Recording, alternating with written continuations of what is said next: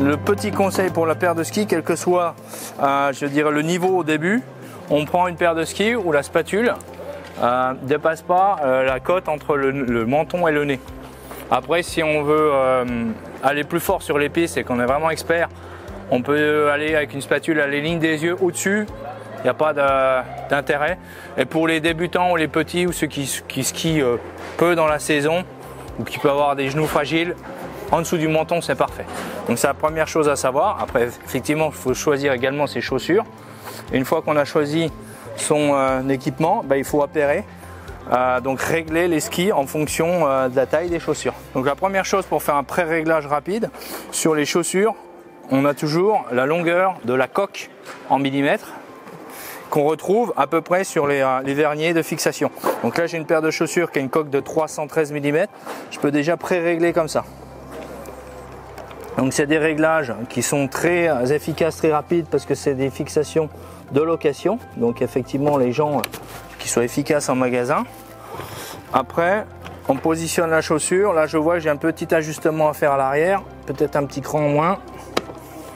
Et pour être sûr qu'on ait la bonne longueur, au moment du chaussage, là, quand le frein est repli, il faut qu'on ait le talon frotte la fixation sans mettre en pression le ressort et sans plus de jeu.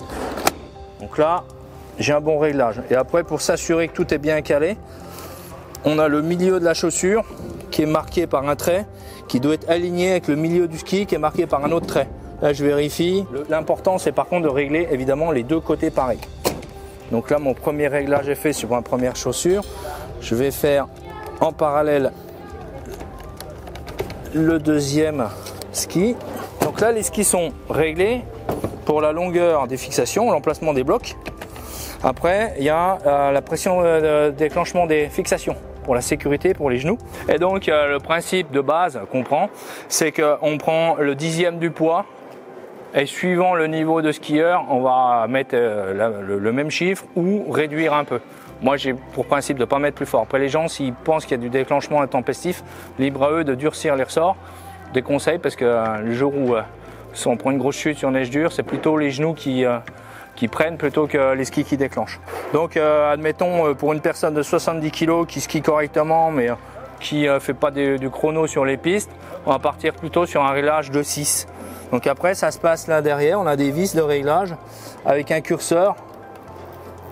Et en jouant sur les vis de réglage, on le positionne à 6. Et pareil, à l'imitation de réglage des longueurs, on fait toujours la même chose devant, derrière et gauche-droite. Il n'y a pas de ski gauche-droite, mais on règle toujours pareil.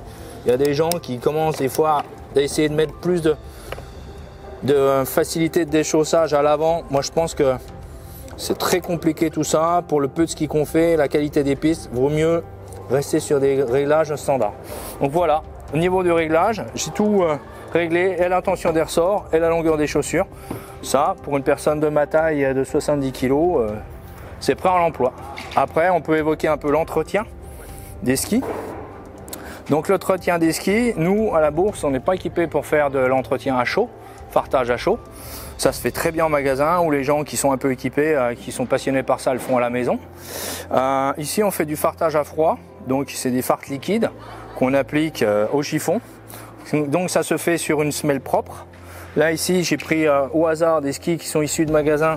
Donc chez nous, on a la chance, les magasins, on a des super partenaires. Les skis sont entretenus, donc ils sont fartés, rebouchés si nécessaire et carafutés.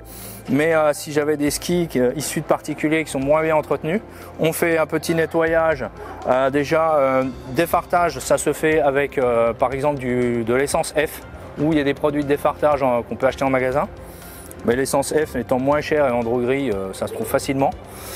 On défarte au chiffon, on laisse un peu sécher, un petit coup de brosse nylon.